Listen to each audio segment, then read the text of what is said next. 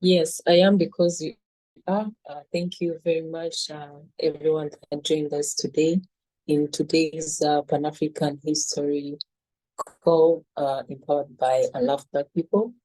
Yes, so my name is Dushime Yvonne, and I'm your host for today's meeting. So as we normally know, we start our meetings with a prayer, and I would like to ask our brother Amazing Grace if they can help us with the prayer in their local language. Yes, Amazing Grace, can you hear us? Yes, I can hear you. Yes. Help. Can you hear me? Yes, But you're you can cutting. help us. You are cutting. Can you hear me clearly? Yes, we can hear you. Oh, okay. Let us pray.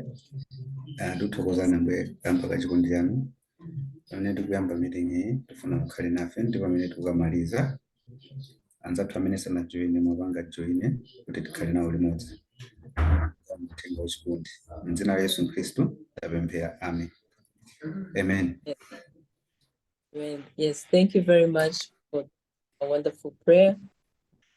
Yes, you can continue. Yes, with your report, you have 3 minutes to present.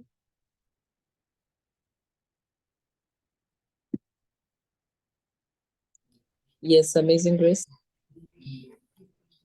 Yeah, I'm dealing with something. It was writing that the host is not allowing me to unmute. Oh, okay. Now we can hear you. You can go on and present. Yeah, I'm presenting on current affairs for my country, Malawi. To begin with, I begin with introducing my country, the warm heart of Africa. It's our nickname. We are located in the Southern Africa. We are the landlocked country. We are multi regional and a democratic government, bordered by Mozambique. Chewa tribe is our dominant tribe. The capital city is Lilongwe, and our economy is dependent on agriculture and donor aid. Currently, the kwacha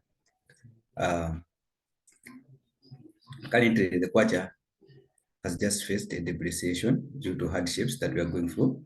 We are 19 million in total, of which 70% of us are youth, less than 30 years old. In current affairs, Malawi is currently undergoing economic crisis. The Malawi kwacha has marginally depreciated by 2.68% as of yesterday. Most big businesses in Malawi are foreign owned, which are mostly white. Hence, the lives of Black people owned business, which are of small scale, are severely hit. Currently, Malawi university students are fighting for tuition fee, which has been raised to be lowered, as most of the youths come from poor families which cannot afford this. Malawi has currently opted to create an environment to help local owned business to thrive. As such, just this week, the government was opening a new international standard hotel opened by a local business Malawian, who is just a farmer. But it's a good news. It has been welcomed by many Malawians as a very good development. On sports, Malawi champions, coached by Zimbabwean Callisto Passoa, is leading the standings against teams coached by expatriate coaches, De Jongo from the Netherlands and Mark Harrison from Britain. There are Afrophobic related violence against Black people in businesses owned by foreign people. These foreign people, such as Indians and Chinese, mostly the Asians. Malawi is currently living in harmony with our fellow neighbors, especially Zimbabwe, Mozambique, and Zambia. So far, that is what I had to share with my family. They love Black people. I am because we are. Thank you, Yvonne. Over to you. Yes, thank you very much, Amazing Grace. That was our brother, Amazing Grace, Malawi. Thank you for that wonderful report. Yes, we're going to continue with the next speaker. Yes, Mugombe Johnson, can you hear us? You can unmute yourself.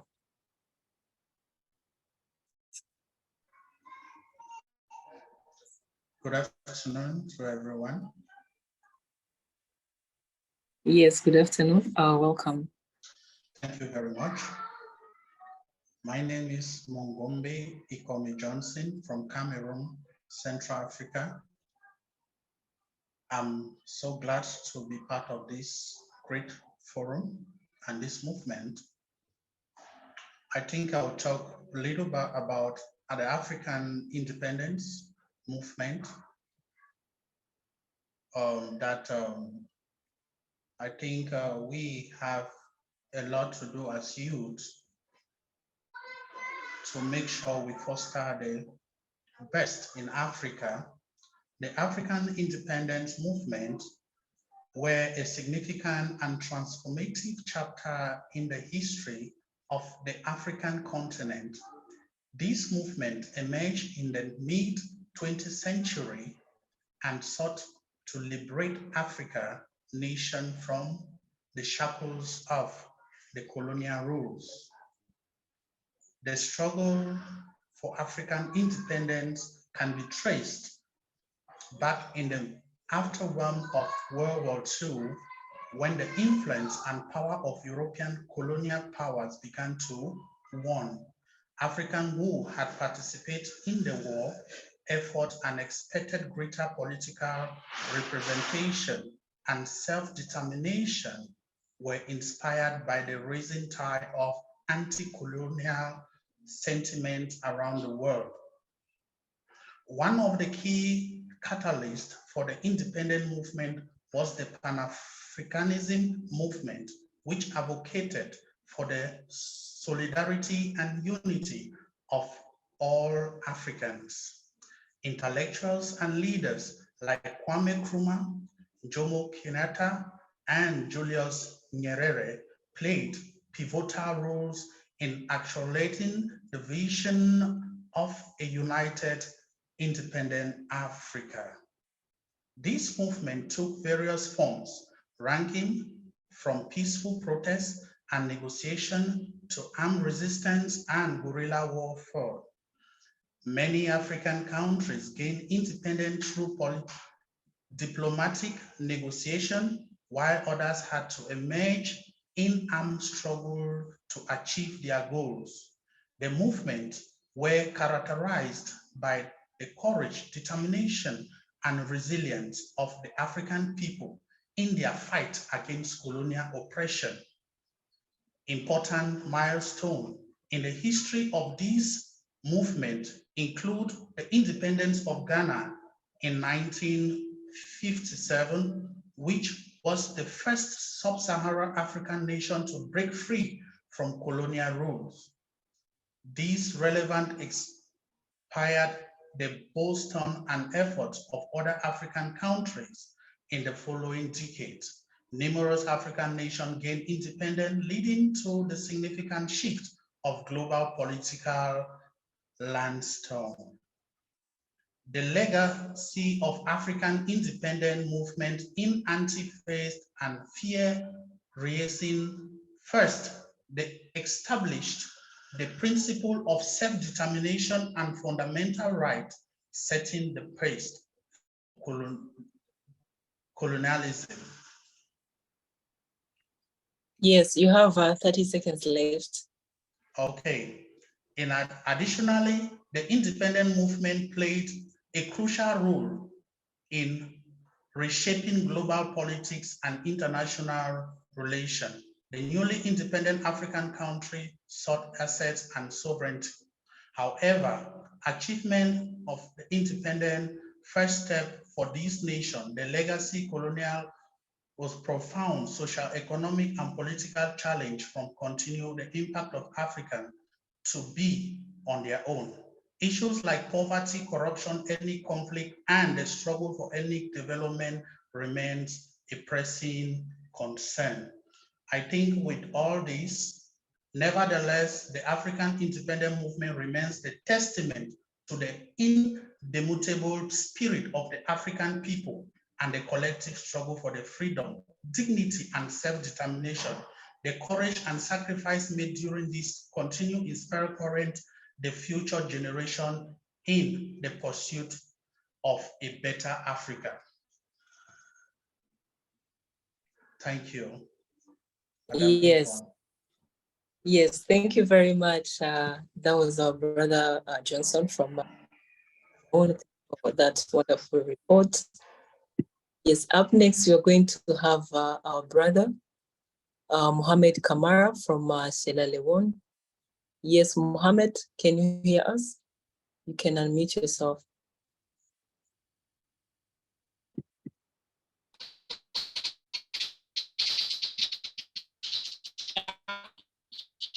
Good afternoon, good evening, who participate in today's meeting. My name is Mohamed Kamara. I'm Sierra Leone. Let's talk about the high cost of living and the increasing of fuel prices. The Sierra Leone is the resources with rich nature. You see, rich nature. People say certain that Sierra Leone, we have resources which we can use to develop our country, but oh, sorry, Mohamed, we can't hear. It's dying, it's life. Yeah, our country is so tough for us that even our class cannot even afford a bag of rice for a month. But the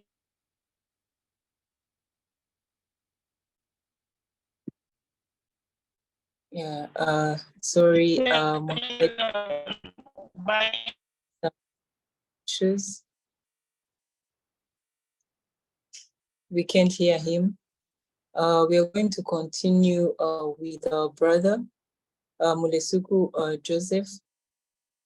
Yes, Joseph, can you hear us? You can unmute yourself. Can you hear me? a cut of rice. Yes, we can hear you. Yes, thank you so much.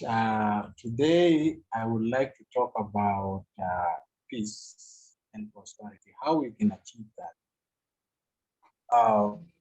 We all know that progress begins with knowledge, and knowledge of ourselves, knowledge of our environment, and also knowledge of people. This kind of knowledge will give us the ability to know where to go to and also who to go to for what we want. Now, this is so basic a principle that sometimes I wonder why Africans seem to have gotten it wrong altogether, because instead of going to the right places, it seems like our people go to different enemies, okay, as partners and visiting places that really offers no solutions. And so you find that our best minds travel abroad to look for greener pastures as our leaders try to give away our resources cheaply, okay, because we lack knowledge of what our resources are worth. And so in the end, we realize that we are not really free people. And so the need for us to continue this struggle to really get true freedom and therefore to pursue peace and prosperity for our people. And I would like to suggest 3 things to start with. And I think that is what I love Black people is already doing. And one of the most important things I would like to suggest is the history part. And I like to look at it as prehistory, pre-colonial time, colonial times, and post-colonial time. The time when Black people were here on Earth alone, history says that they were the first people on Earth. So how did we live? How did we survive? And then to pre-colonial time, when our people spread to other parts of the world, how did we survive? How did we adapt to the environment when we went to other parts outside the continent of Africa? And then colonial times. What made us to be conquered? What why were we not able to resist successfully? How come that we were enslaved? A great people were enslaved. Those will teach us stories of what we didn't do right, so that in the future we can protect and defend ourselves, because we must not be naive that we have been free already, we are free politically, and that no one will come back to oppress us. As you can see now on the continent, there are signs that these people are coming back, bringing back military bases. So if we don't learn from our past, we risk also being conquered again. And that is a true reality. And so when we come to post-colonial, we also need to know, for example, what is our current condition? What are we struggling against? And I would like to suggest that the greatest struggle for us right now is economic empowerment. And this should be history that is taught not just in the schools, which is not even happening at the moment.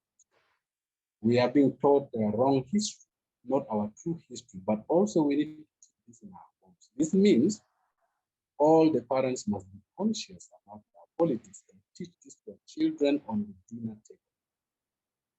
Then another part of knowing ourselves is knowing our people. Most of us don't know who are the people on the continent, what are their cultures, what are their foods, what are their traditional dances, what are their languages. Yeah.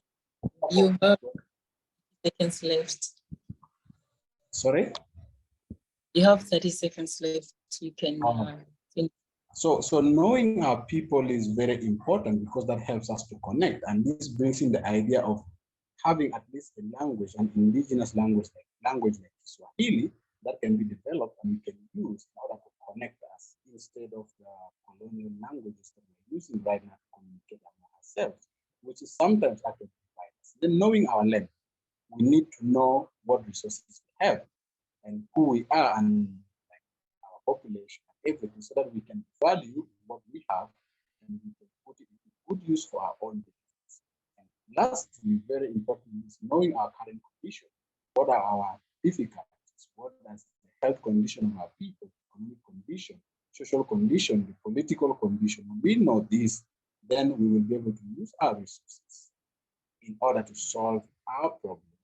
Armed with this kind of knowledge, I believe that we can be able to conduct a successful struggle to completely free ourselves from the kind of, I think I would like to call it enslavement. The many will not agree with me, but I think the people who are not economically free are definitely living as slaves. And that is exactly how I believe we can be able to really become peaceful and completely free and prosperous as a people and as a continent. Thank you very much for listening. I am because we are. Yes, thank you very much, Joseph Mlesuku. I am because you. Thank you for that wonderful report. Is up next, you're going to have our brother Wani Isaac. He's also from South Sudan. Yes, Isaac, can you hear us? Yes, I can hear you clearly. Yes, you're welcome. You have 3 minutes to present your report. Okay, thank you. Good morning, good afternoon, good evening, everyone. This is Wani Isaac. I understand I've been a while. It has been every Pan-African Saturday calls. Today, I would like to talk about education. Hello? Can you hear me? Yes, we can hear you. Okay, today I would like to talk about education. When you look at education in our current context, we as Africans, we are trying to adapt the cultures of the Europeans and the Americans. So as we adapt in the culture, we should not also be forgetting where we came from. Currently, when you go to the big towns and cities, you find people as people, what they know is to use the adapted languages, but they forget about their native language.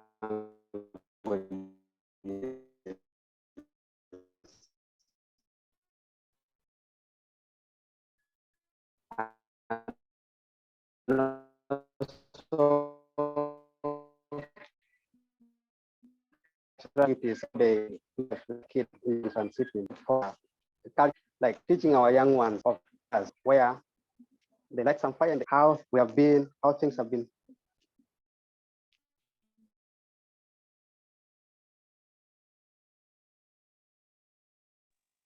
Yes, Joseph, can you hear us?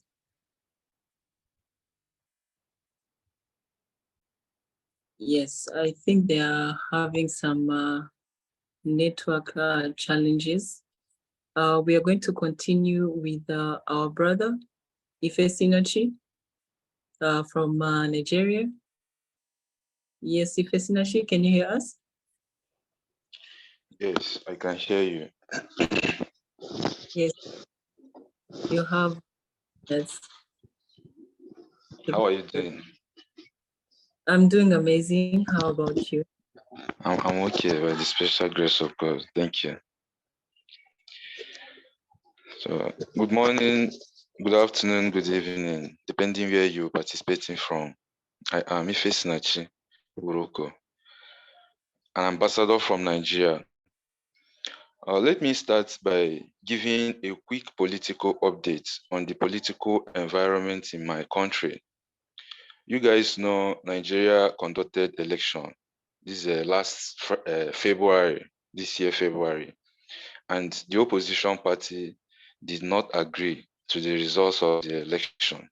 So they are contesting the results in court, and as God may want it, this month is the day that the court will give judgment. So the theme in my country now is that all eyes on the judiciary.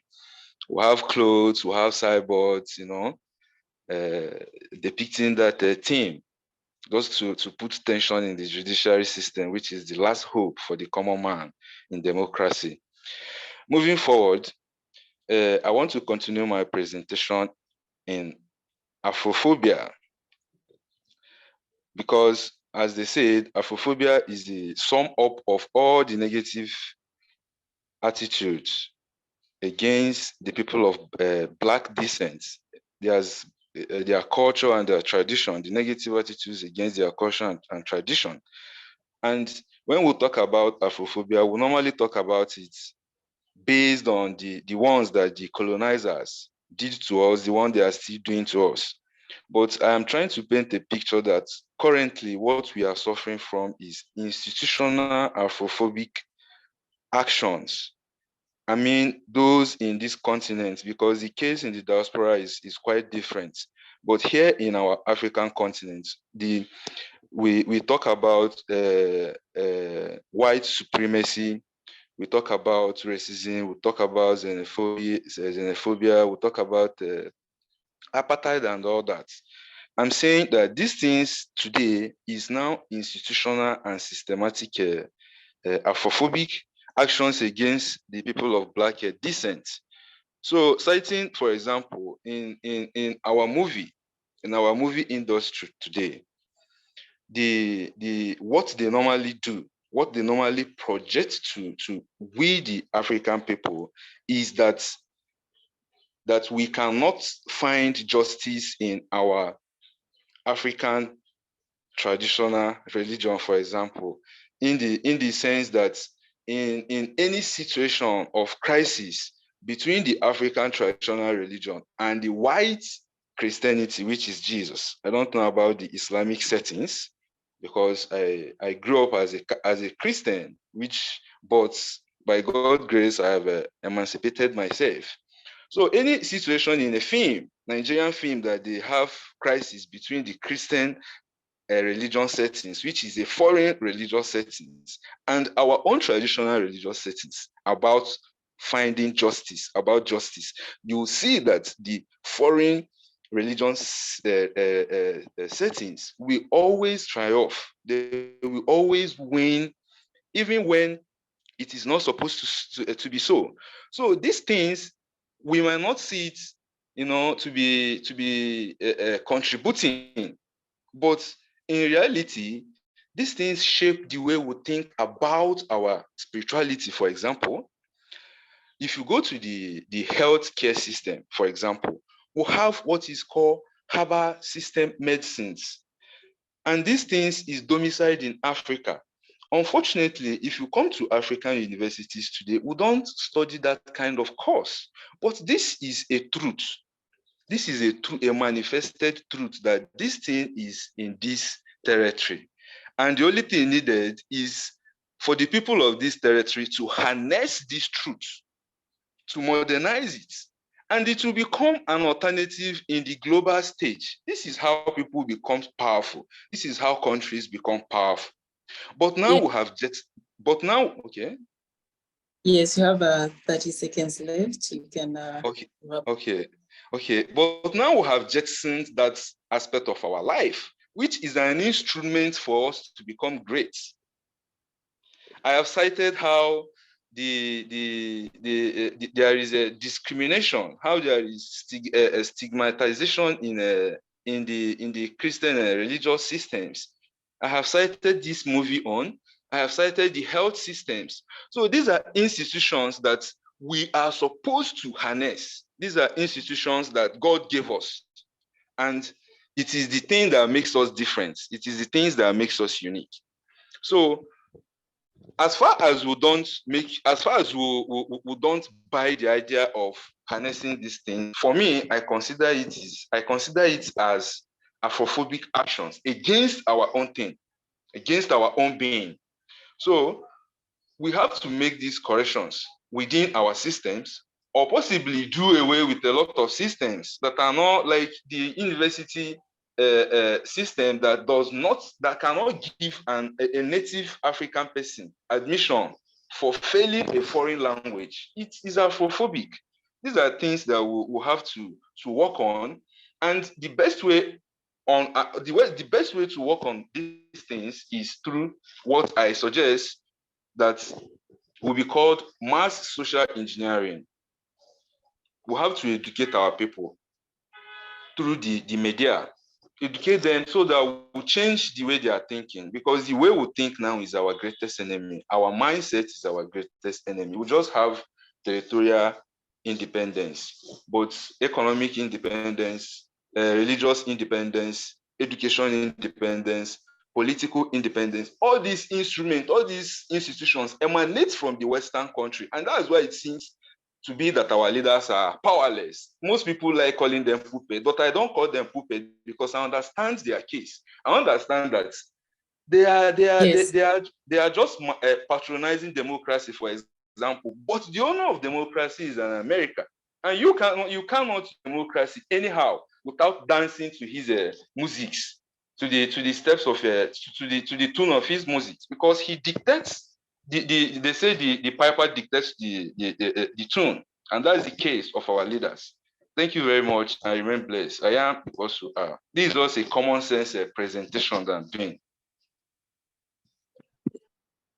Yes, thank you very much. That was our brother from Nigeria, Ifesinachi Oruko.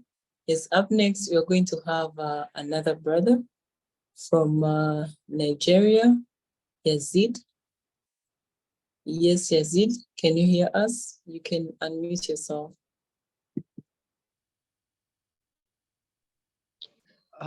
Good day. Can you hear me? Yes, we can hear you. You're welcome. You have 3 minutes.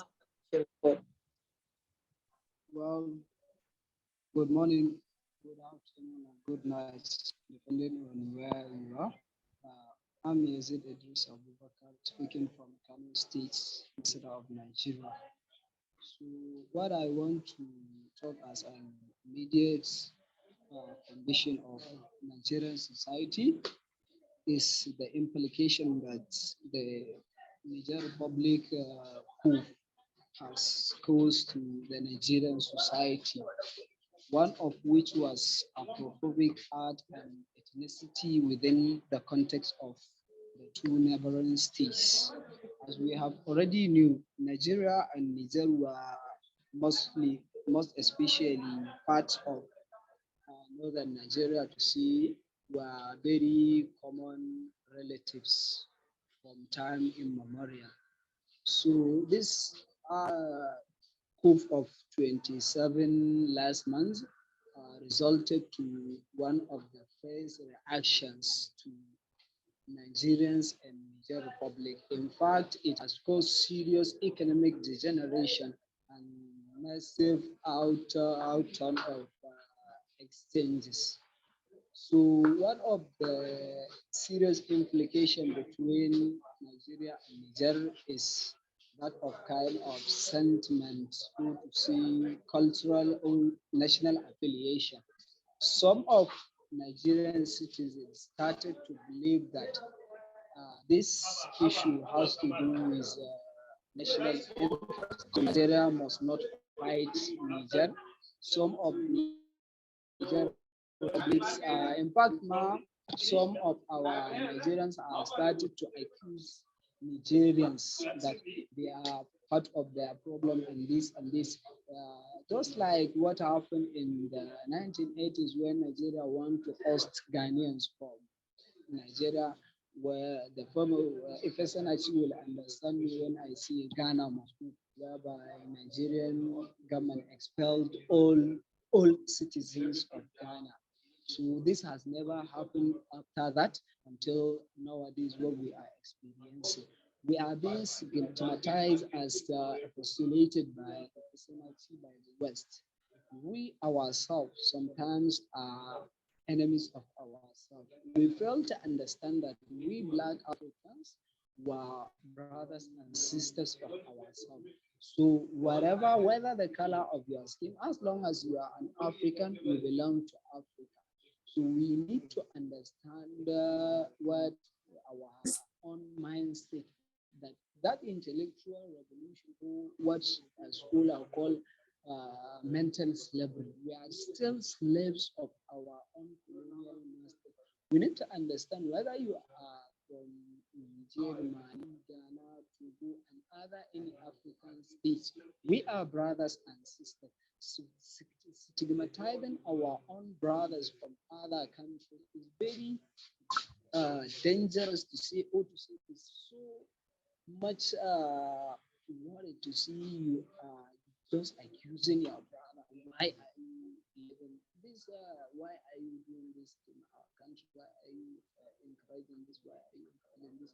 And another important thing to consider in the current state of Nigeria is the political office as represented by Senachi, the manipulation of African religious and Islamic cultures, to say African religions by African leaders, whereby they manipulate or employ the political flourish to use religion as an instrument to exploit the masses of Nigeria, as he have said.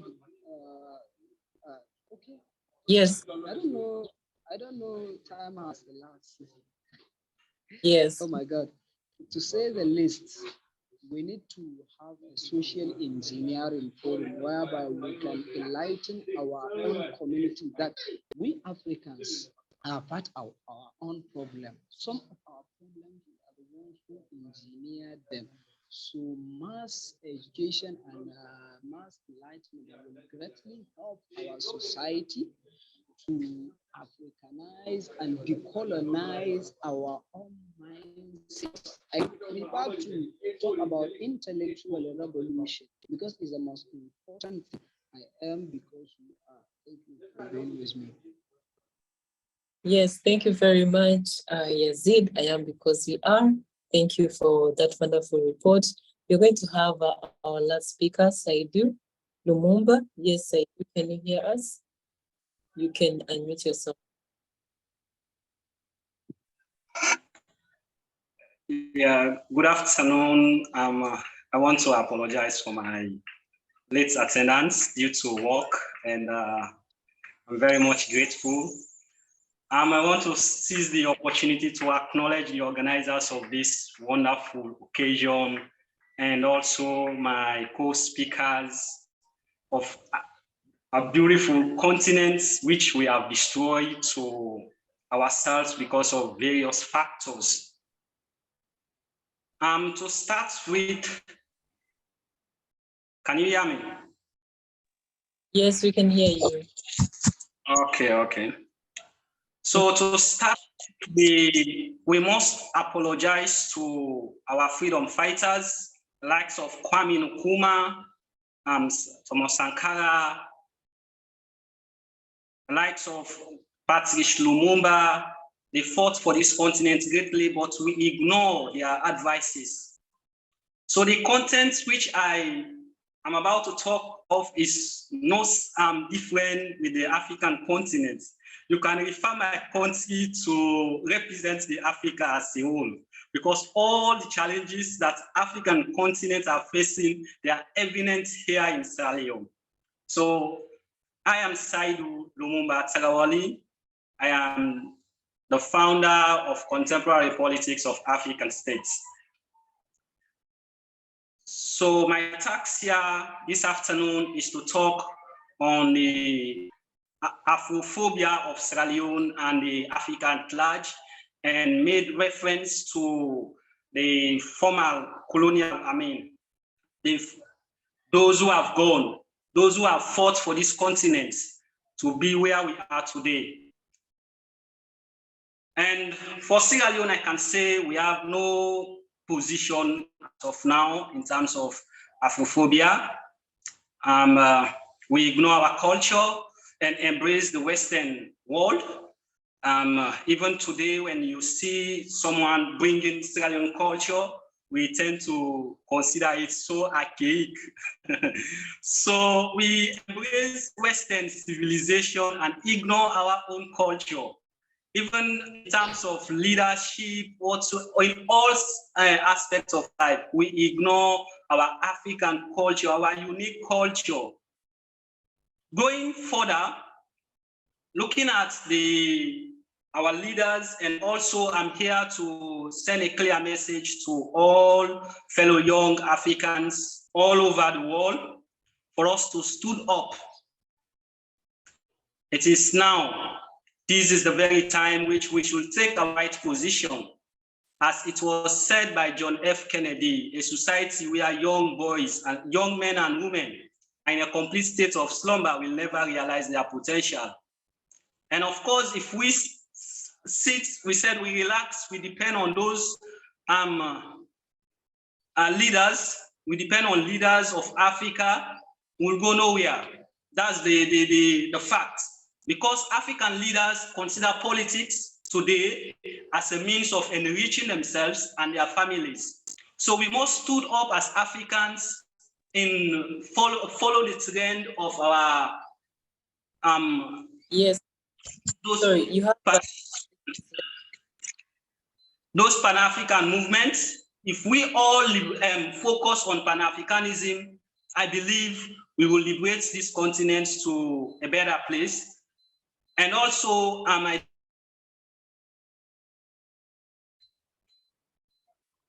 the first president in Ghana, Kwame Nkrumah, said, after gaining independence on March 6, 1957, he said, independence of Ghana means nothing if the rest of Africa is under colonial rule. So he stood up with few of the people who believe in that doctrine. They fought for the independence of Africa. And of course, 1960 is what is being referred to as the year of Africa, wherein most states in Africa celebrate their independence. But today, we still cry. We are still crying because we ignore their advices, because they have been telling us about unity. They have been telling us to unite as Africans. Yes, thank you. Time is right.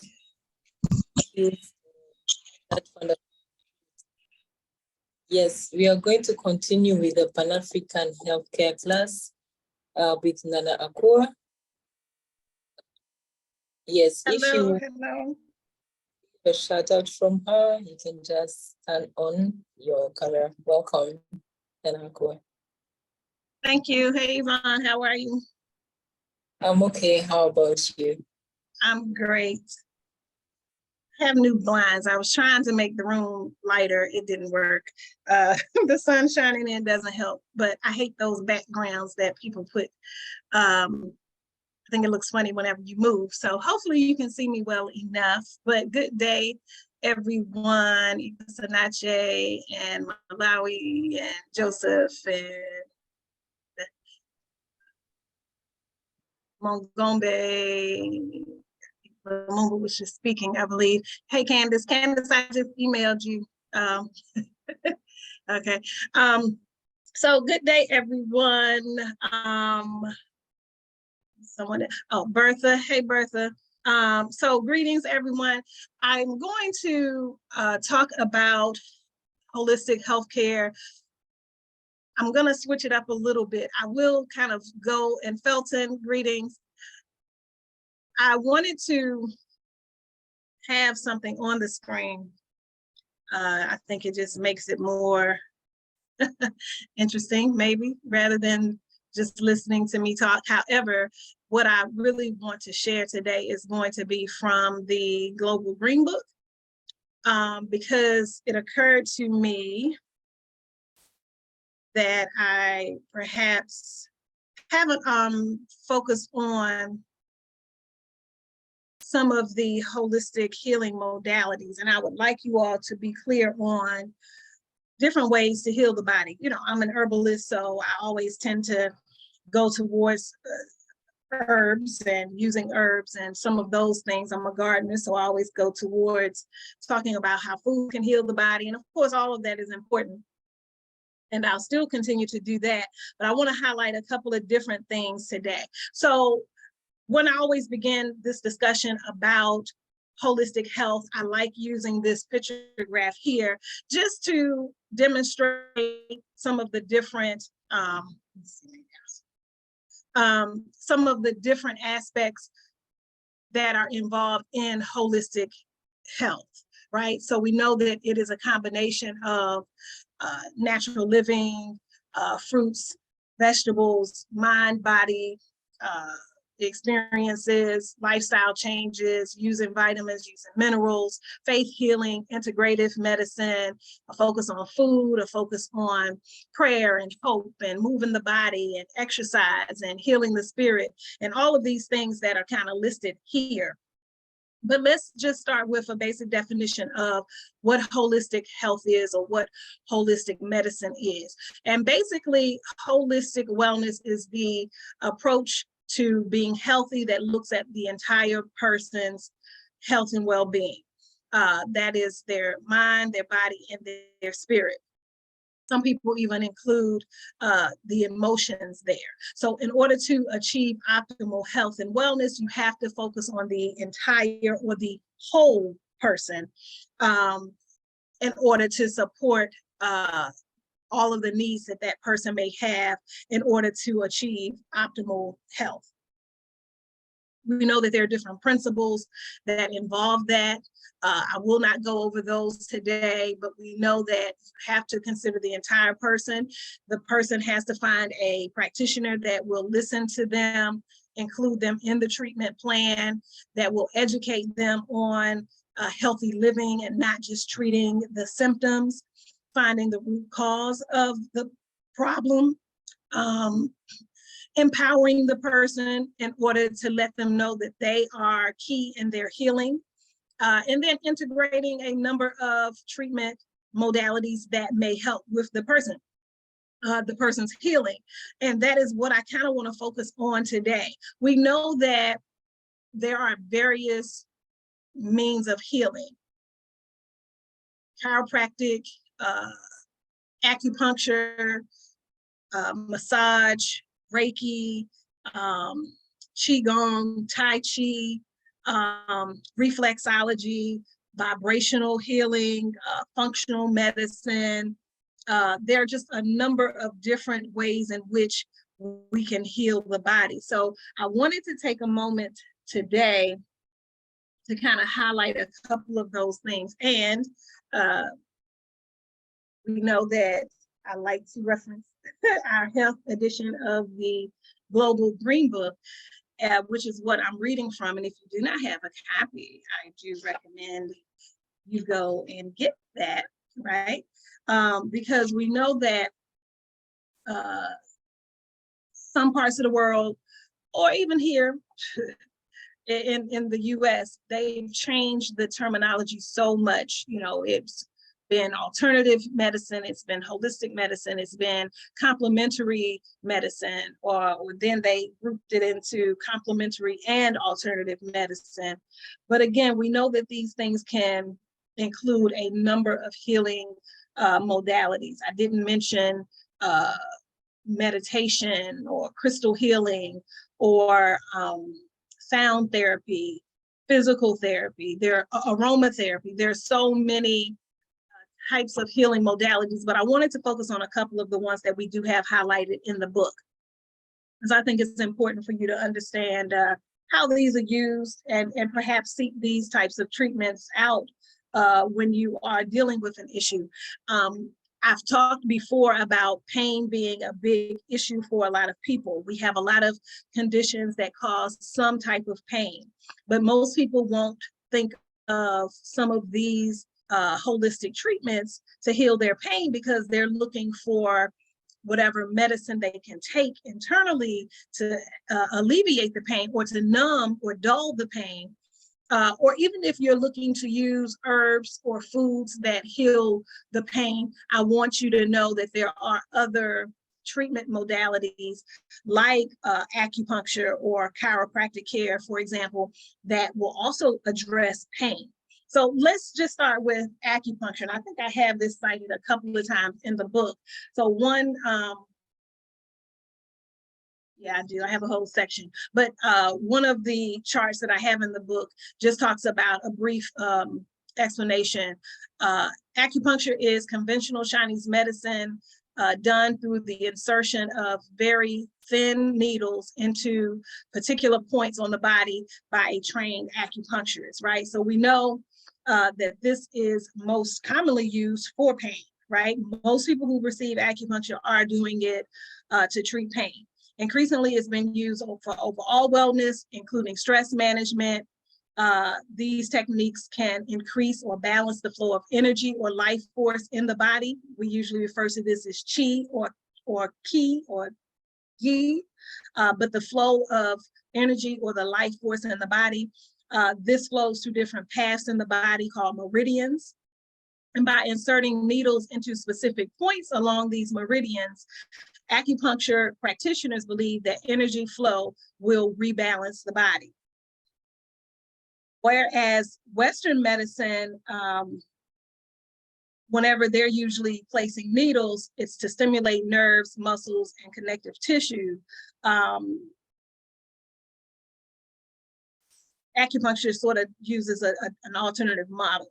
So this is used to relieve discomfort associated with a variety of diseases and conditions, including chemotherapy, dental pain, headaches, labor pain, low back pain, neck pain, osteoarthritis, menstrual cramps, respiratory disorders, and the like. So we know that if you are in pain, acupuncture is going to be a really good option for you, as opposed to just trying to take pills that will ease the pain. Chiropractic medicine. We know that chiropractic is a healthcare profession that focuses on the spine and other joints of the body and their connection to the nervous system. The word chiropractic means to be done by hand.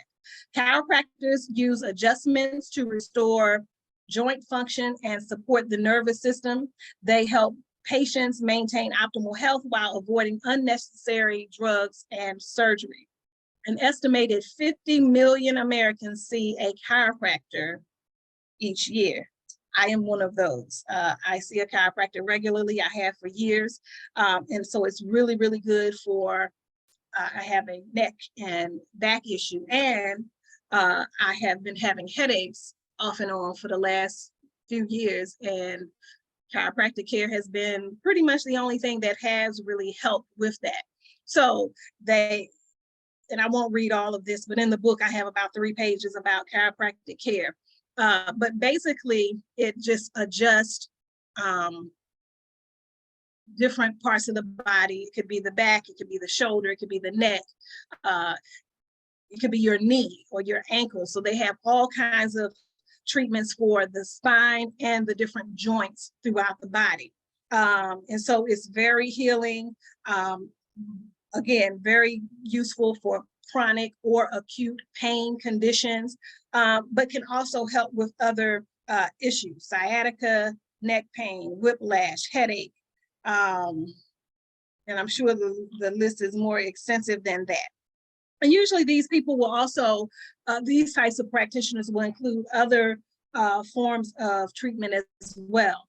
They'll focus on exercise, nutrition, sleep, environment, things of that nature. They'll help you to kind of create a plan that will address your issues. So these are two modalities that I highly recommend to consider when you're talking about pain. Still incorporate the pain relieving herbs that we talk about in this class. Still include eating well, increasing your alkaline forming foods and things that we discuss normally in this class, but know that there are some holistic or natural treatments that will help with pain also. Moving on to a couple of other holistic treatments that I really think you should know about, let's talk a little bit about aromatherapy. Now, one of the sections that we do discuss in the class, we talk about essential oils. Aromatherapy is inhaling fragrance of essential oils extracted from particular plants.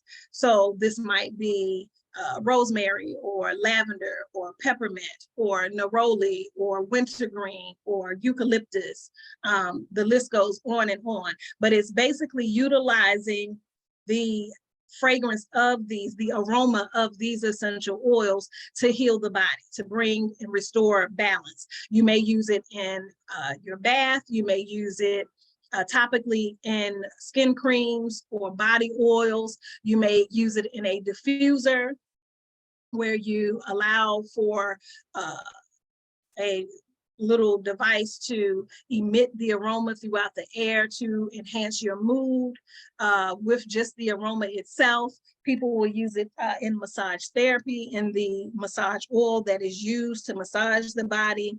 You can use it in a personal spray mister to, again, uplift or increase the vibration of your space, and to make sure that it smells good and that it then helps you to feel good. So aromatherapy can be used in a lot of different ways. You can dress a candle with an essential oil, meaning pour on and rub into a candle the fragrance or the oil itself of the essential oils, and then light or burn the candle, and that helps further emit the aroma of the oil into your space. So aromatherapy is a good option. This is something, of course, to really consider if you're doing some stress release or stress management rituals. This is going to be very helpful to you. Ayurvedic healing, we talked about this a little bit. Some of the herbs that we go over when we talk about herbs and homeopathic remedies and those types of things. Ayurvedic healing is based on the human body being made up of a mixture of air, water, earth, fire, and space, which combine a number of different doshas or body types. So all of their healing is linked or based around these three different body types, Vata, Kapha, and Pitta. And so based on your body type, there are certain herbs, there's certain lifestyles, there's certain diets that you should follow that will help bring about optimal healing. So Ayurvedic herbs or Ayurvedic healing is rooted in India, but of course has spread and been used in different parts of the world. Have dietary supplements listed here. This is considered a form of holistic treatment because, again, some people will treat themselves by using a number of different dietary supplements in order to, again, restore balance in the body. So this might create a certain protocol where you take a certain number of vitamins or minerals, or herbal supplements, to address a health condition. Usually your holistic doctor or your naturopathic doctor or your functional medicine doctor or your nutritionist. These are people who would outline for you what supplementation you should take. Usually even people who have a good diet will still, most times, especially if you're treating a condition or an illness, still may fall short of all of the nutrients that you'll need in your body. So supplementation ends up being important. So I wouldn't look at it as, oh, I eat well or I'm fine, I don't need any supplements.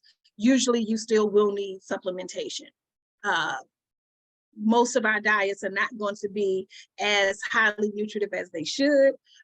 So we want to really take care to determine what deficiencies or imbalances we may have in our bodies with our nutritional needs, and then supplement them. I always recommend food-based supplements. These are going to be your best option in terms of foods that are made, supplements that are made with foods such as herbs and fruits and vegetables, as opposed to synthetic supplementation. Those are not going to be as healthy for you. They're not going to give you all of the natural nutrients that your body can absorb, like whole food or food-based supplements will. And again, this handout just kind of goes over some of the alternative, I don't really like that word, but some of the natural therapies or holistic therapies that exist. We know that massage, I don't think I have a section specifically about massage, but we know that there are different types of massage, and we're talking about your therapeutic massage, right? We're talking about shiatsu massage or shiatsu massage,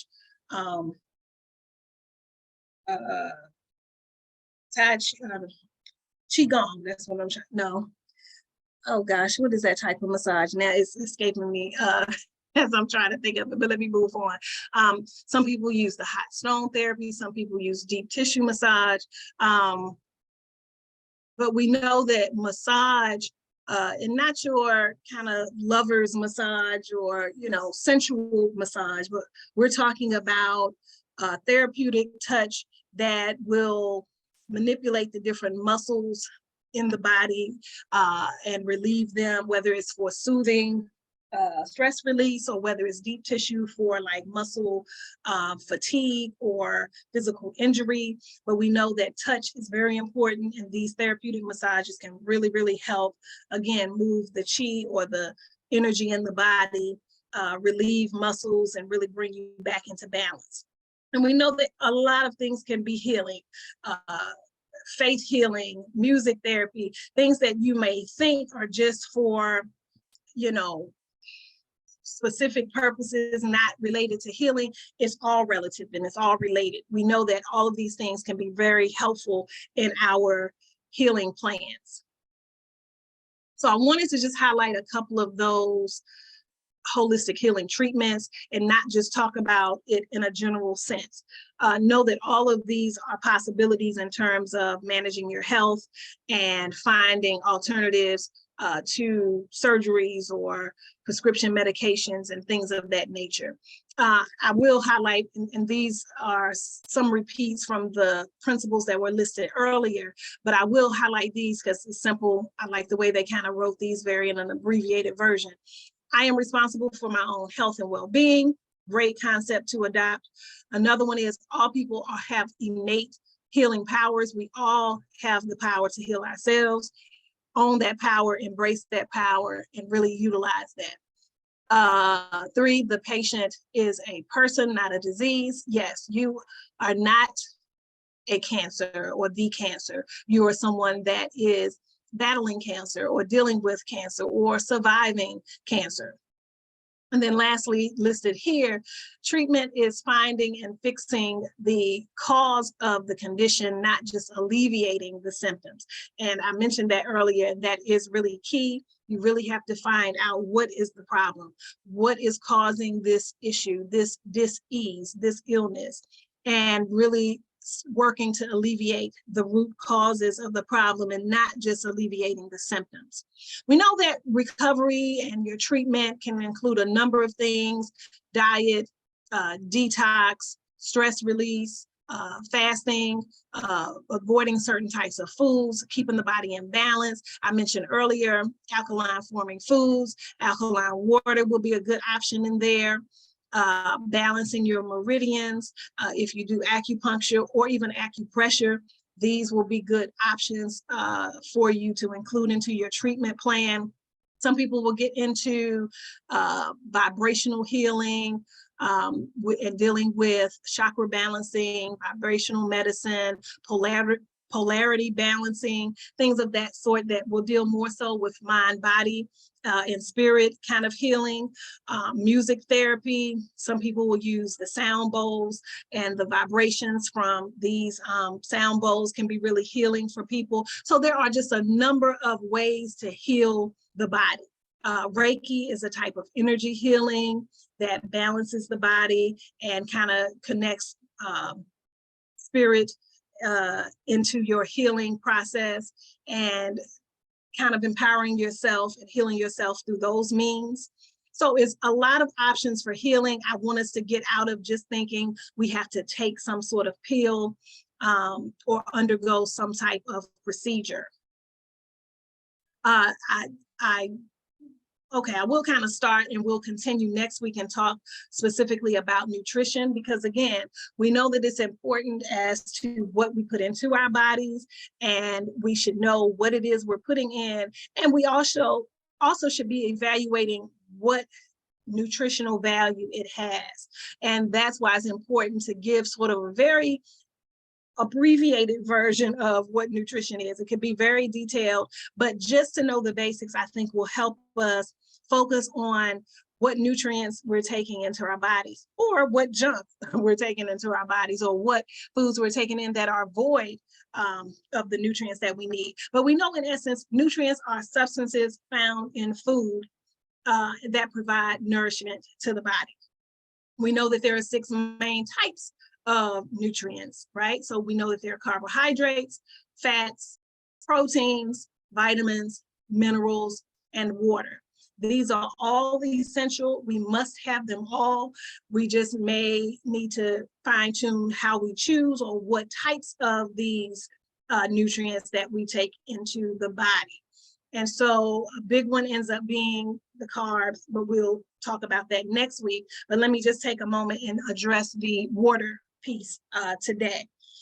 We know that water, and this is how I think our bodies are in tune with Mother Nature, and how we are related and similar to Earth, because we know that the Earth is around 66% or 2/3 water. So is our bodies.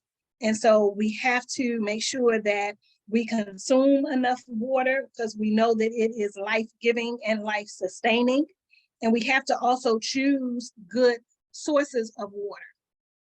You'll find many arguments in terms of what is the best type of water. I personally like alkaline water and distilled water. These are typically the types of water that I consume.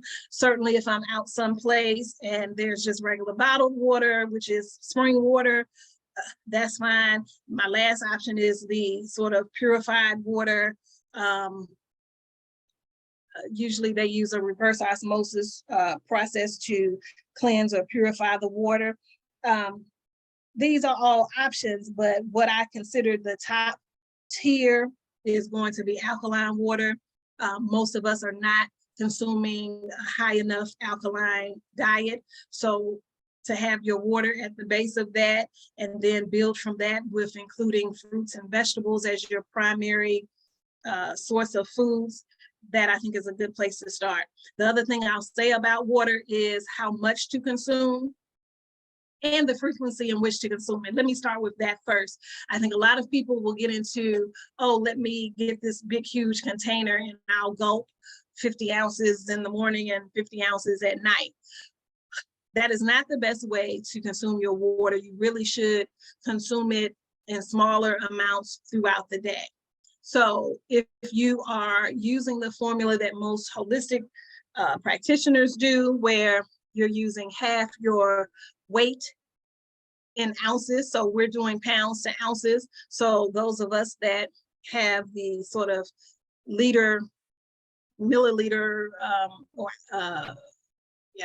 you'll have to do the translation. But if, for example, someone is 200 pounds, then they need 100 ounces of water a day. And generally, since most of us are up for about 16 hours a day, generally, if you will divide that by 8 and you drink that amount every 2 hours, that's a better way to take in your water so that it's constantly being absorbed into your body, and you're not constantly going to the bathroom to relieve your bladder, because it will constantly feel if you're giving too much water all at one time. So water is essential. We'll talk about the other nutrients next week, but please make good choices in terms of consuming water and drinking it in slow amounts throughout the day. I think I am out of time, and if you have any questions, I do have a couple of moments if you want to put them in the chat. Otherwise, you can request the documents through email, and I'll happily send those to you. I don't see Dr. Wright on.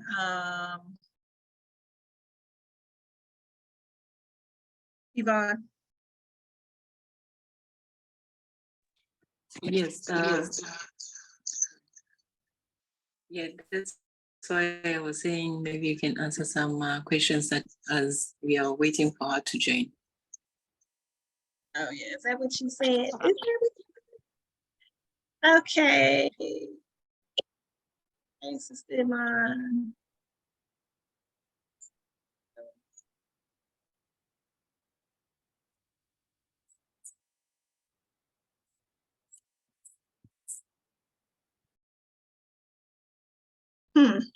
So Ifa Sanache was asking a question about 1 meal a day. So certainly if that is for religious purposes, or how you're consuming food, I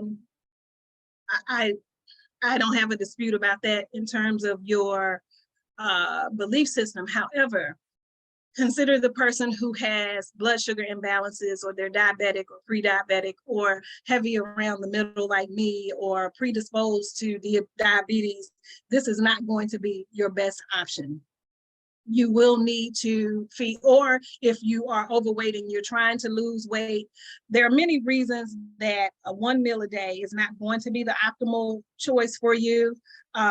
We do need to kind of feed several times a day. Some people will say up to 4 to 6 times a day. Now we're not talking about full heavy meals, but taking in nutrition throughout the day is going to be a better option. It just maintains our blood sugar balance. It maintains our energy, our ability to function throughout the day and not have these highs and lows. So that's going to really be an option, similar to our water intake. We're going to do that throughout the day, and we're going to feed throughout the day. So that's my, now can you survive? Sure, but again, we don't want to just survive. All of what I talk about is about us thriving and not just surviving.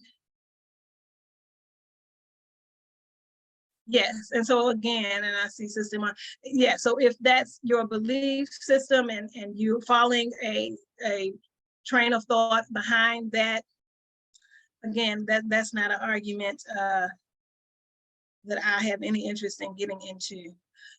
Well, as a colon therapist, I definitely recommend colonics. That happens to be what I do. I do think that colon cleansing is key.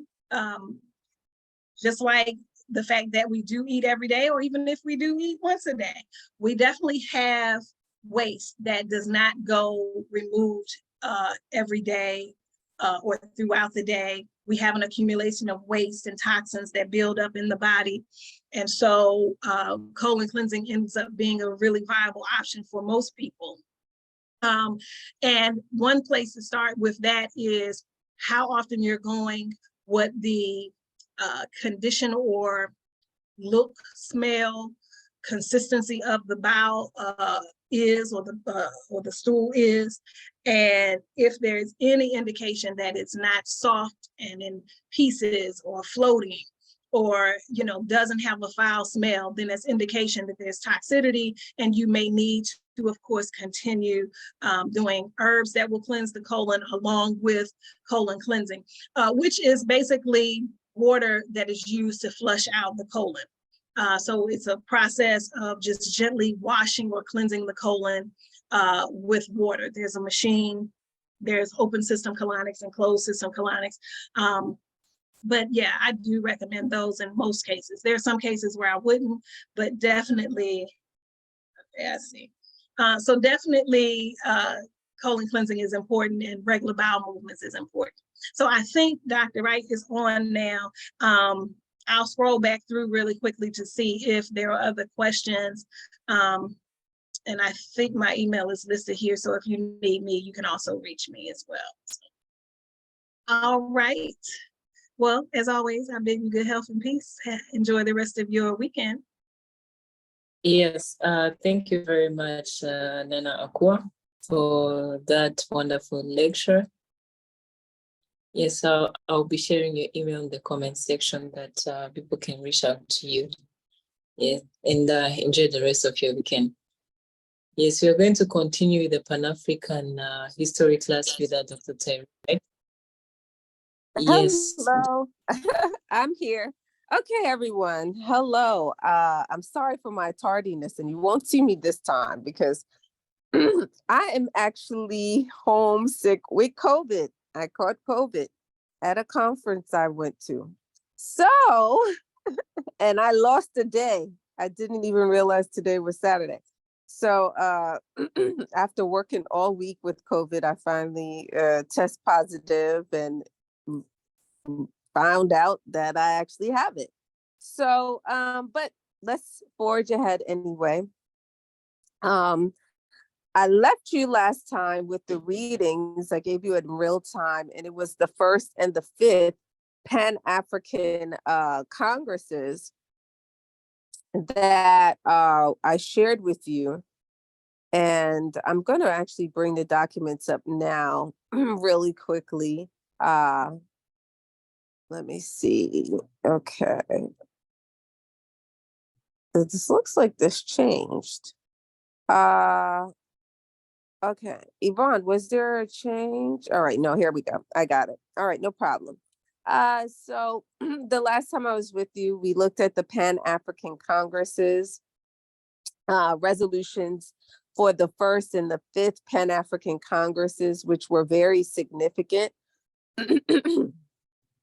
And I shared the document, so let me share that one more time. And then I'm going to go to, I have to take a look at the syllabus, but I'm going to go to, I believe, what was Amilcar Cabral on our syllabus. So let me share this really quickly. And so you should have read this.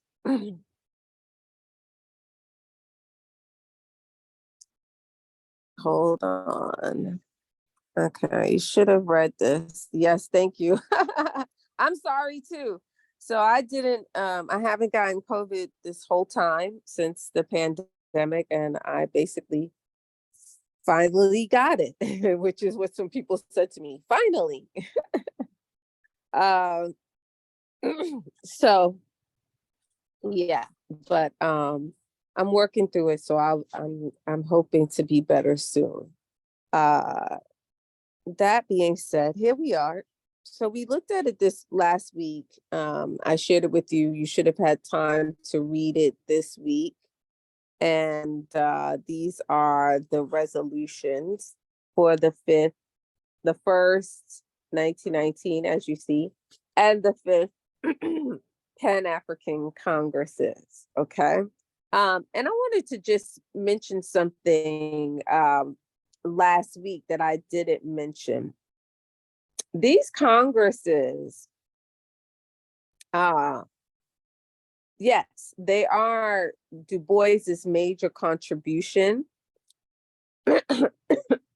but they are also Nkrumah's major contribution to the African world as well, because the two documents, the last document I shared with you, Nkrumah's speech, the Organization of African Unity, and this particular document with two resolutions are both a combination of how and why we get an Organization of African Unity that is determined to facilitate an organization that is going to bring about an independent Africa. So let me say it another way.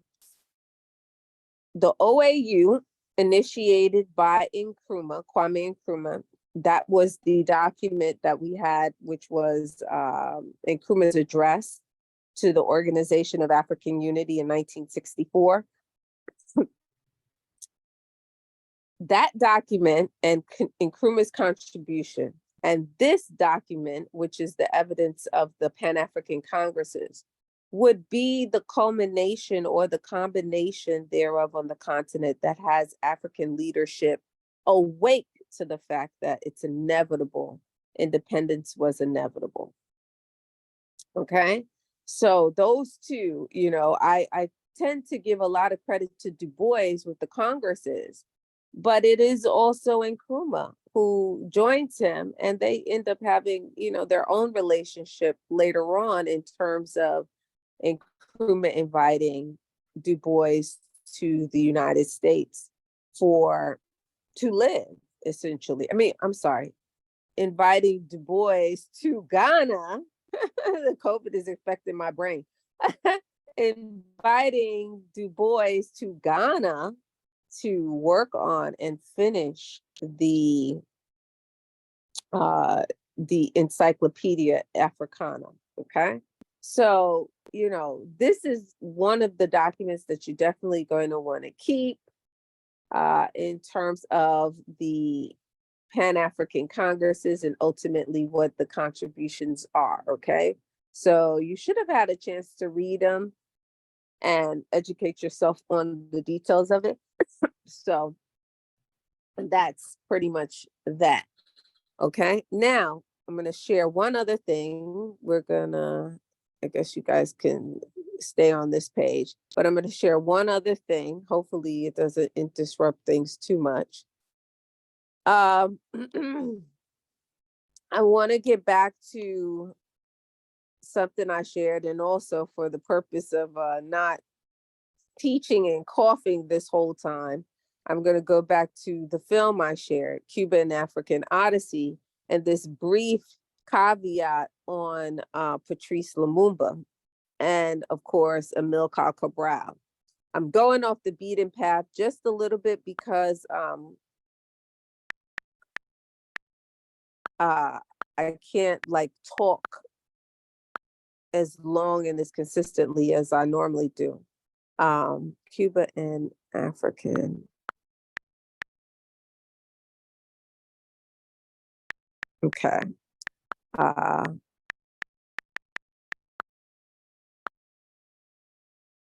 right. So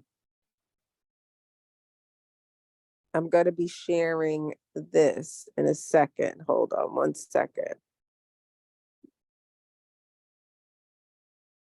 Okay. Sortie de l'esclavage. Hold on 1 second. Okay.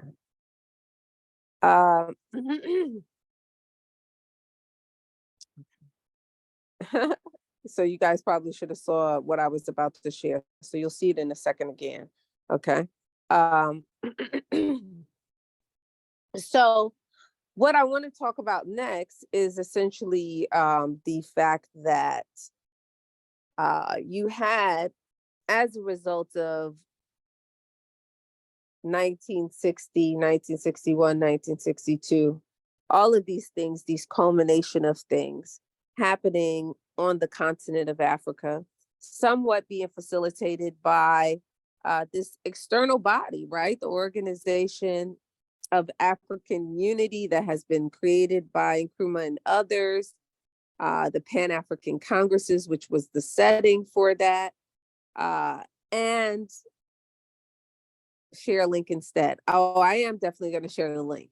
It's already in there for your course, but I'm going to be sharing the footage in this second, right? So I'm just going to be showing a clip. So 2 things I'm going to share today, which is that one, dealing with Lumumba, okay? And the importance of, once again, the Congo. I had an interesting experience, as sick as I am. I still went to work prior to finding out exactly what it was that I had. And I ended up on the train with some young people, a family who was from the Congo. It was very interesting. They were from the Congo. They were from Brazzaville, okay? In particular, the setting where Patrice Lumumba comes to power and we get a very potent message sent to us, thank you, about the importance of the Congo and these important resources, cobalt and coltan. So it was interesting to meet someone who is directly from the Congo, and they were here. It was a couple who was here with their children. 4 boys, basically. Very interesting. And they were brilliant. So my point is that I'm going to give you just the blip on Patrice Lumumba. Then we're going to move to the person I've been putting off, which is Amilcar Cabral, but is a necessary conversation for us to deal with in terms of, ethnic diversity and things of that nature. Okay, so how do we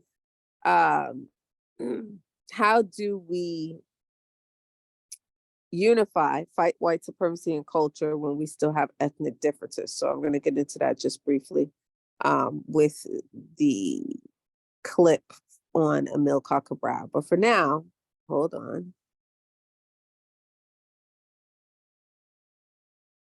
We're going to do,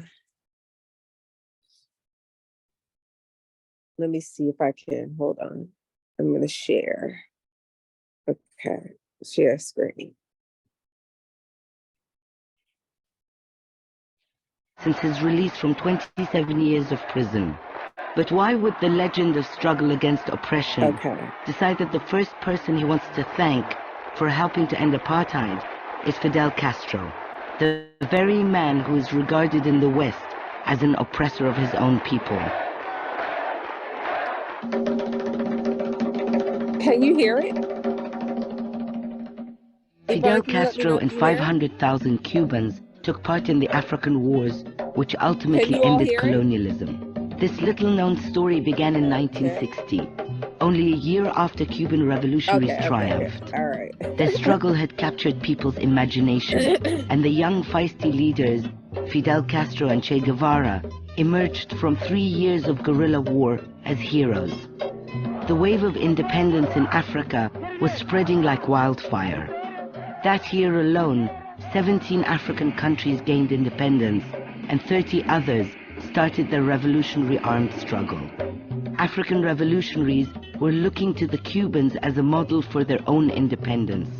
Cuba was living proof that David could beat Goliath. Esta gran humanidad ha dicho basta y ha echado a andar, y su marcha de gigantes ya no se detendrá hasta conquistar la verdadera independencia. Quería referirme específicamente al doloroso caso del Congo, único en la historia del mundo moderno, que muestra cómo se puede burlar con la más absoluta impunidad, con el cinismo más insolente, el derecho de los pueblos. Che Guevara was revolted, and his speech gave a clear signal that Cuba intended to act.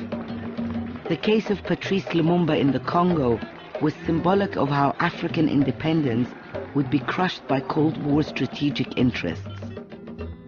It was Lumumba's assassination that sparked a new era for many African revolutionaries, and with it started the epic of Cuba and Africa.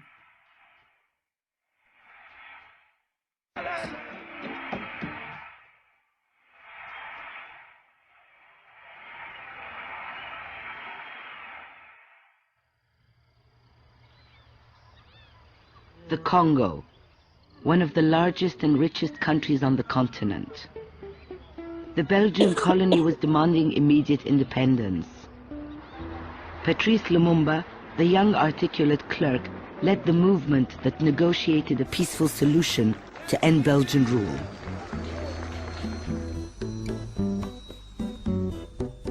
On June 30th, 1960, King Baudouin arrived in Leopoldville, the capital named after his great uncle, to hand over power.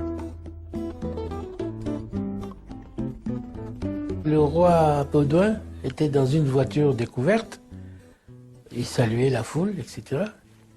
Un Congolais s'est précipité sur la voiture. J'ai vu les gardes du roi dégainer.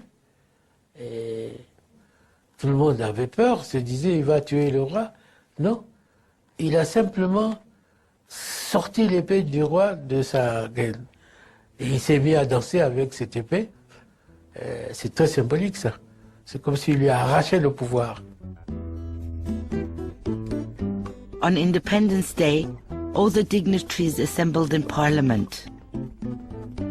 King Baudouin was to announce the transfer of power to the new government.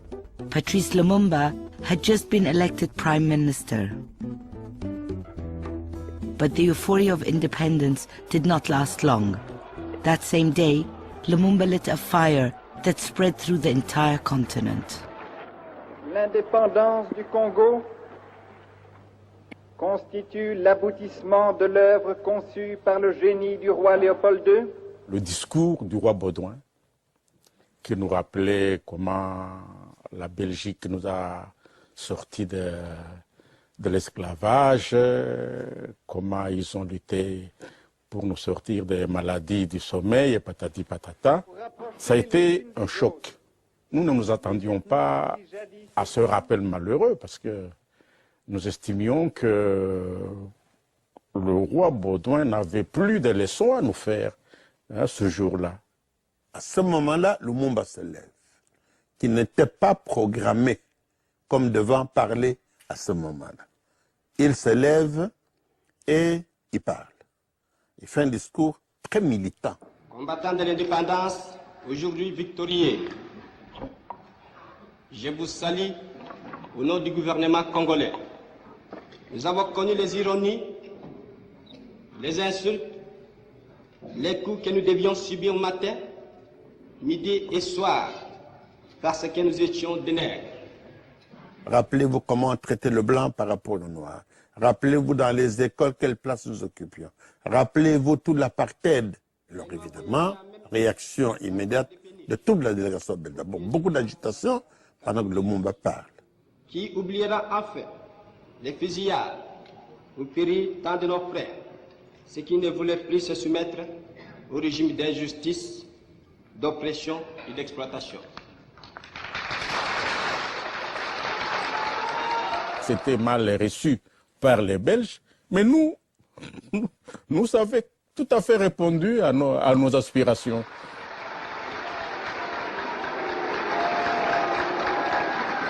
Et au moment du dîner, on demande à Lumumba de présenter des excuses.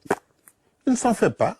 Il présente les excuses en disant « Je pensais que je devais dire à cet homme des choses, je les ai dites, donc si ça blessé, je m'en excuse et je demande qu'on tourne la page et que nous puissions voir les choses autrement. » Mais il était trop tard. La majesté était lésée. Et la majesté lésée a décidé le soir même de se venger et tout a commencé. Lumumba wanted to govern independently, but there were only 30 university graduates in the Congo. So it was agreed that for the next 5 years, Belgium would continue to run the important departments of the new state, including the army. the soldiers felt excluded from the newly acquired freedom. Within days, they started a mutiny, which led to the breakdown of the entire country. The troops were roaming the streets, all armed, and it was quite a racial problem. The mutineers were there, and they had matiti, that's bushes on their helmet, which was a sign that they were prepared for action, for combat. I can remember one yelling, "Venez, venez, sale flamand." We were all dirty Flemish. That was some an expression that meant you were really bad, and we're going to kill you. More stories circulated about killing, rape, pillage, etc. It was, if you will, the Iraq of today. Let me pause it there. So just so you know, the point of all of this is to show you this is because what Patrice Lumumba did in that moment in time, addressing the Congolese people and saying that, we're victorious finally, was very much indicative of the time. And he was ahead of the curve in terms of African independence. So this was 1960. December 12th movement is named after this December 12th speech that Patrice Lumumba would give. And it signaled on the African continent, just this ferocious march towards independence. And it would be one of the first major countries outside of Ghana, to assert its independence and to take its country back from Belgium in particular, because colonialism was interesting. At the turn of the century, a sole individual, King Leopold, was affirmed as the individual leader and owner of the Congo. And this has never happened before in the history of the world, that a individual could be declared the sole owner of a territory that they'd never been to, they didn't live in, that they weren't from. And that was the case with King Leopold and the Congo. Okay.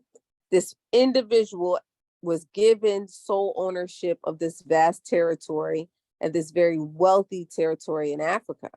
And the United States would actually be involved in that at that time. It would affirm that King Leopold was the sole owner of the Congo, okay, the heart of Africa. Fast forward, King Leopold, who was responsible for so many deaths in Africa, would now have heirs to this territory, and that would be the individuals that you saw. The prince who was there for the independence. That being said, all of them are being put out in terms of a colonial territory. The Congo is taking back its territory. The United States would interrupt, and I'm going to skip this. I want you to go back and watch this film because I can only deal with pieces of it, but hopefully you watched it, and now we can deal with this piece of it and connect it to the other pieces. This particular scenario with Patrice Lumumba would give life to how the Eastern and Western Bloc, the Soviets and the United States, impact African independence then and now. Some of you had said that you wanted me to do a lecture on Niger. As some of you are watching, Gabon just had a coup. And it's all with the backdrop also of this Eastern-Western Bloc conflict that has permeated the world from this time to now. Meaning, we know that on the African continent, we have now seen the recent support of Russia. At this time, it would have been the Soviet Union. but also in the backdrop of what? The Western nations, Western European nations, the United States included, vying and jockeying for access to Africa's resources. Contemporary, in terms of the contemporary situation, we see it's Niger. But historically, this is the story, a similar story of that going on with what? The Congo. Okay, and a very young Patrice Lumumba is trying to navigate African independence in the midst of a so-called Cold War, where the United States is going to make a move to open the Congo up to international colonialism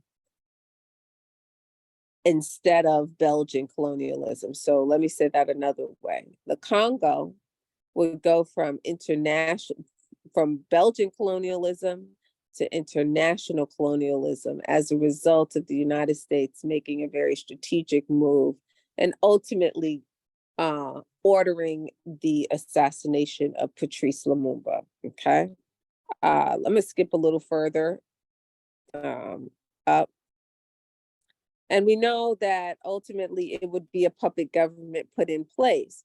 This is sort of like deja vu-ish because what's happening in Niger and with these pipeline and the desire to put a pipeline in Niger and the resistance from African nations and the support that Niger is getting. It had everything to do with,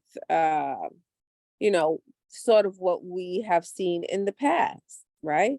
But this time, I think the world is smarter. I think this time, there may be a different situation. And why do I say that? Because Gabon just has a coup and oust a puppet government as well, right? So just replace the United States in this situation with Patrice Lumumba with France in the current situation, right? So, if that makes any sense. State and his deputy and other people with whom he met there. He threatened, he asked for things, we're going to ignore including to this have a part. woman sent around to his room. The visit was not a success, and it was clear that Washington would not come to his rescue. Just as Lumumba was leaving Washington, Cuba announced the nationalization of US companies, and a trade embargo was immediately imposed on the island.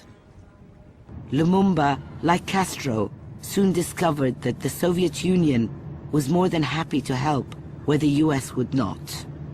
À ce moment-là, Lumumba commet probablement la deuxième erreur. Ils prennent la décision, ils font un télégramme adressé à Khrouchtchev pour lui demander l'envoi des troupes de l'Union soviétique pour venir chasser les Belges. Ce télégramme, avant même qu'il ne sorte, est volé au secrétaire de Lumumba par son ancien directeur de cabinet qui s'appelait Kandolo Damien. Larry Devlin s'accapare du télégramme, les transmet au gouvernement américain. We became aware of it almost immediately, and it came from Congolese sources. That immediately alerted the Americans. I became wide-eyed at that. I said, we have a problem here. He tried to play off the West against the East. It's an old game, but it was relatively new at that time in Africa. Mais Larry Devlin ne l'a pas pris comme ça. Il l'a pris pour dire, voilà, la preuve est là, que le Lumumba est communiste par conséquent. Outre le fait qu'il a insulté le roi des Belges, il est communiste, donc il faut le chasser du pouvoir.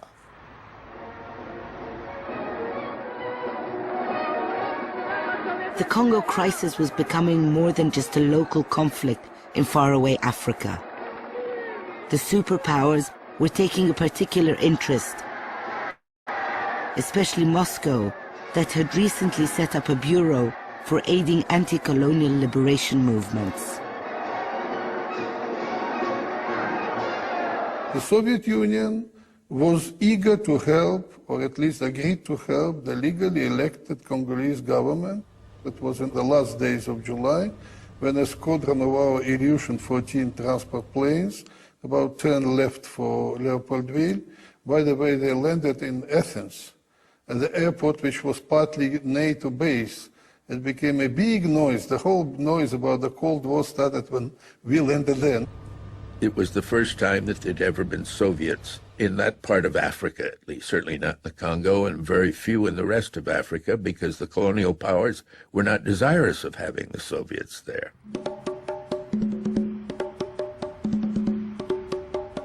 Третий мир в этой войне был полем, так сказать, для охоты. Перевели вам? Полем для охоты. Почему? В Европе границы были забетонированы. Перейти границу означало начать атомную войну, которую никто не хотел. А третий мир, он был как будто без хозяина. Там была возможна свободная охота. Там можно было приобретать влияние. We believed, and I think it's true, that it was an attempt to hold Congo as a base, especially as a base of minerals for the United States, for the West. We should not forget that the first atomic bomb was done of those uranium found in Congo. There were only two countries in the world that supplied cobalt at that time, Soviet Union and the Congo.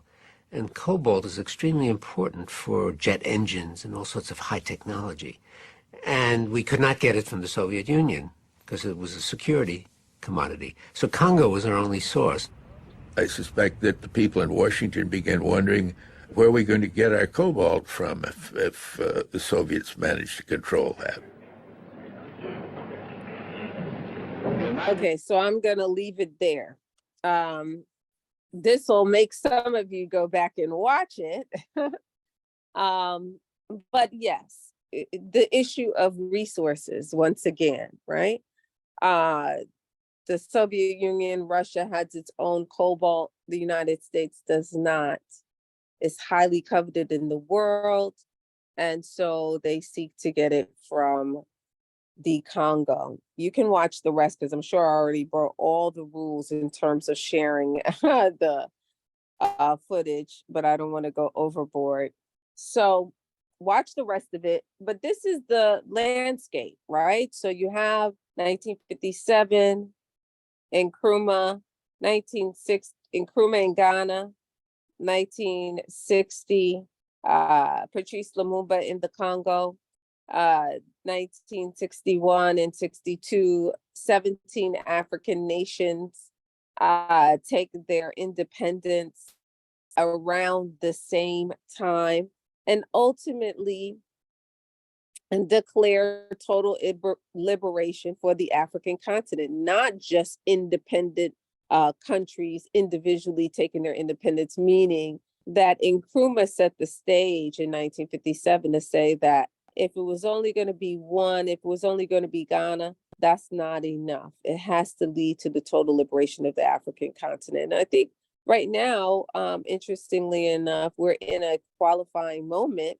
long term to understand African independence in a new way, meaning without the under the table strings of former colonial and imperialist powers, meaning we have neo-colonial circumstances in Africa, African and Black heads of states who are still in bed with the Western world. And so this is the last leg of African independence, where African nations and people say, no, we're not going to have pseudo independence. We want real independence. You're going to take your hands out of these nations overtly and covertly, right? And so that is what you're sort of seeing with, Niger and the countries supporting Niger. That's what you see with Gabon. That's what you see with Burkina Faso, some really progressive and a fearless young leader who is also echoing some of what we know Thomas Sankara to echo. But I think it's a qualifying moment, and it is setting the stage for realized African independence, not pseudo independence, right? Okay, I'm going to stop there. Please go and watch the rest of this film. I'm going to be sending a document or two. Someone you're going to see in the rest of this film is Amilcar Cabral, and I'll be sharing his readings actually as soon as we get off, because yeah, I have to do it while I'm awake. All righty, folks. Let me see what some of you have to say. I'm going to stop the share. Yes, I'm not my best today. I'm shocked that I even have this stuff, COVID, but you know, it is what it is. I finally got, thank you. Oh, okay, so I'm gonna share the link again. It's in, well, here, let me do it really quickly. I'm gonna share it right now in the WhatsApp group. Well, in Zoom, and then I'm gonna share it in what you call it. That's the link to the film. Okay, and then I'm going to also, it's already in, what is our thing called? It's already in Telegram, right? But I will post it again just to make sure that everybody has it, okay? Yeah, so is there any comments, anybody? Okay, thank you. I'm fighting through it, so we'll see, yes. The bizarre thing is that I was going to work sick, so now I'm not. Yes, so Wani Isaac, the film is being shared with I Love Black People, Cuban African Odyssey. So, but I will share it again. I just shared the link in here, and it's already in Telegram, but I will post it again, okay? So if you watch it, it was posted originally a couple of weeks ago with just particular focus, but I'm going to, I'm in, well, I don't want to tell my location, but I'm in the Northeast, Sister Iman. You know, I'm from New York, but I'm not in New York right now. I'm outside of New York, about 2 hours. You know, this thing is all over the place, so yeah. Oh, okay. You can buy the book at Booker T. Washington in Africa.com, right? You can go online and go to Booker T. Washington in Africa.com. I do use Cash App. Let me see how for you to get to me. Well, you know, you got my information. No, you don't have my information in WhatsApp because we're not using WhatsApp anymore like that. Can you send a money order? That's a little, oh, you don't use WhatsApp. Do you use PayPal? This is a thing. I shared a couple of chapters. Oh, dang. I don't use Zelle. Okay, so I'll follow up with you. You can email me at globalafricapress@gmail.com. I see your email. Okay, that's cool. You can email me at globalafricapress@gmail.com. And yeah, we can talk about it, but no, I don't use Zelle. Okay, yes, please do email me. Okay. And everyone else, I'm gonna, if you saw, this is the link again for Cuba and African Odyssey. Let me put it here, Cuba and African Odyssey.